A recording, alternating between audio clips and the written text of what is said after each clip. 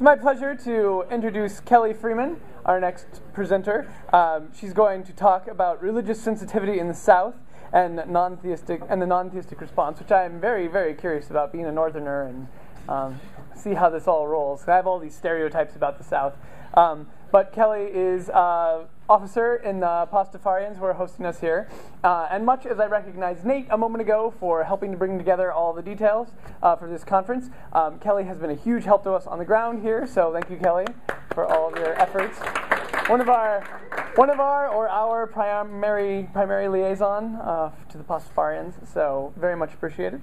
I will not take any more of her time, though, so please join me in welcoming Kelley.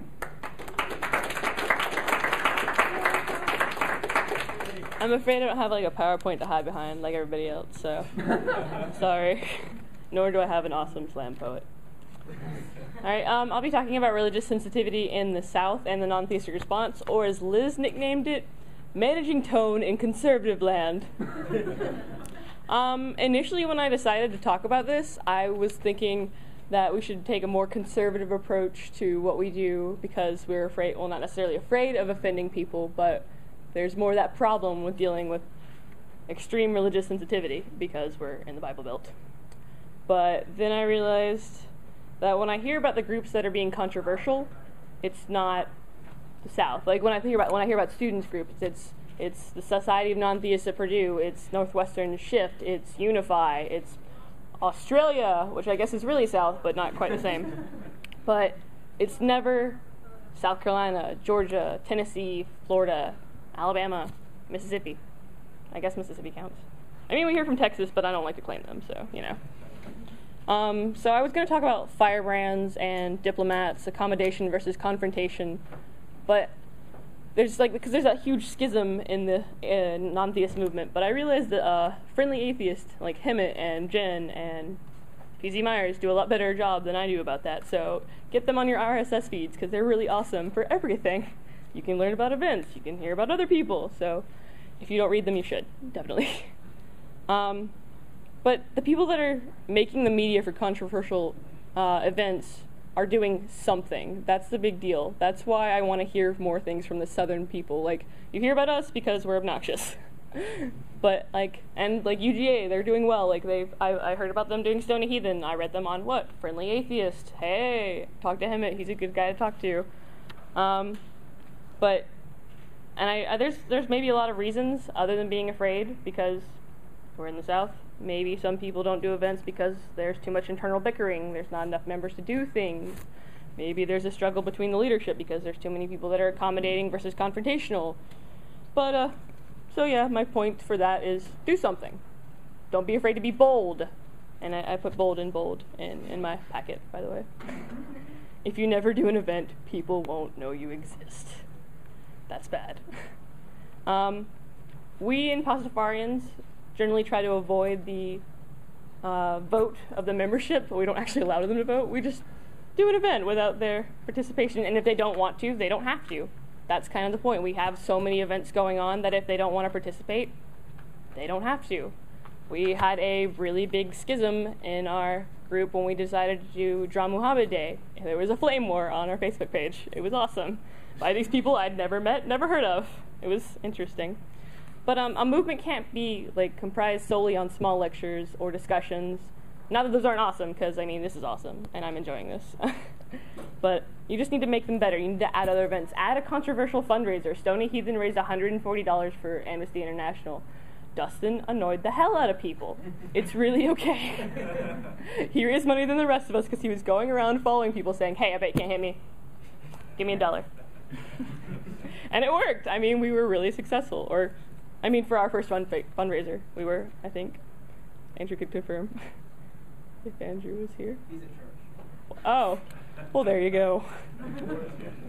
You can go to lectures with people that aren't on your side. We went to a religion and science lecture a month ago. I don't even. Well, okay, it was a lecture. We learned later that he thought there would be more people on his side than ours, because we like to expand our horizons and learn the other side. And there was atheism in angry red and black font, so He's actually going to eventually issue an apology, so I've been told. Well, it was religion and science. He teaches religion and science as an honors class, but he's a Christian himself, and he was like, in the university, they brainwashed me into believing evolution, and atheism is angry and red, and religion is happy and blue. So it was what was implied. Get debates with interesting topics. I mean, we did a debate with, does the Bible condemn homosexuality? And we had 2 Christians debate. We didn't have an atheist and a Christian. We had pro and con Christians, and we had a huge turnout. And we got media coverage because they thought we were taking away from the mayoral debates last year. No one cares about the mayors here. But I want to point out that not everyone in your group will agree with the events that you're going to end up doing. Not everybody likes Stone a Heathen, not everybody likes Dra Muhammad Day, not everyone likes anything we do sometimes. But, I mean, there's a lot of events. Dra Muhammad Day, debates on what Christianity says. I had people who were like, why are you doing boob quake? That's stupid. And I'm like, do you even know what, like, it means? And, no. But, and, like, you can always do something else. Like, when we did Dra Muhammad Day, what we have been planning this year, or, like, working towards planning, is to work with the Muslim Student Association to open up a dialogue or do a service project with them. That'll probably come next semester. But you don't necessarily have to... They're coming to get you, Kelley. Shit!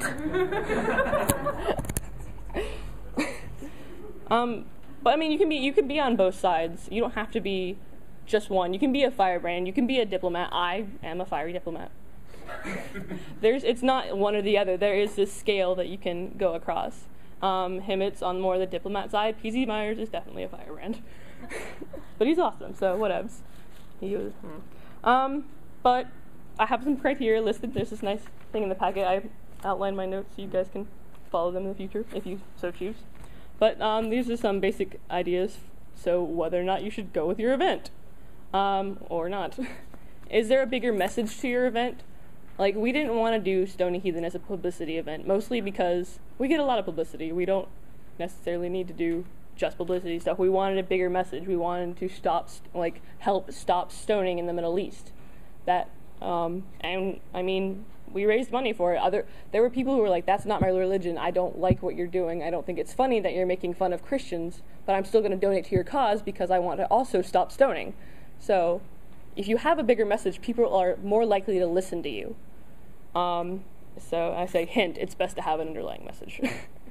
And will it, for the most part, be interpreted with your intended message? Or does it have significant potential for the media fellow students to warp your meaning? When we were covered in the paper for Stone a Heathen, the student paper actually read our press release, and it was, I guess, a little bit more firebrand than we actually were at the event. We did have a Bible verse on our sign. We actually just had one. It was mostly just me carrying a sign saying, Stone a Heathen. It was pointing to me.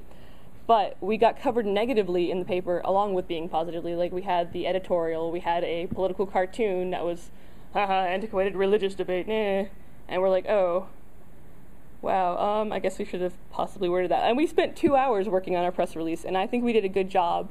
But I think if we had maybe toned it down a little bit, we possibly could have gotten more coverage. Not to say you aren't awesome. And will it offend more people than rally around your cause? Or will your point be lost among those that are offended and just make you look like jackasses? Sometimes an event can be altered. In Texas, this is partially why I don't claim them as the South, they ran a Smut for Smut campaign where they could equate religious texts for porn. We all heard about that. They got a lot of press. That doesn't mean it was a good idea. I liked the Society of Non-Theists, like their idea was, I thought that was a lot more friendly towards the public. Their fiction for fiction trade great books for religious texts. You can alter your event to where it's more friendly and can make you look less mean. So you can have big events, you can get a lot of attention by being controversial, but you don't have to be a jackass. And this is probably the most important point. Are you willing to deal with the repercussions of your event? If you're going to get negative press release, are you going to respond and complain and yell, or are you going to be like Andrew and actually go to the editorial and ask to have a debate? Andrew debated the writer of the editorial or of the political cartoon, and it was on the website. It was very peaceful. put us in a better light than the editorial did. But if you can't deal with the repercussions, don't do the event. That will hurt your cause more than help it, I think.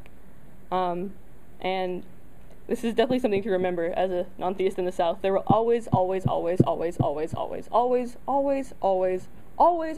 be people that disagree with you. You will always have people in your group that don't agree with you. There will be Christians and Muslims and Hindus and everybody that will be like, you're jackasses. It doesn't matter what you do. People are going to hate you because you exist. Just saying. Accept it. You'll still have to deal with them. And move on. You mean always? Always.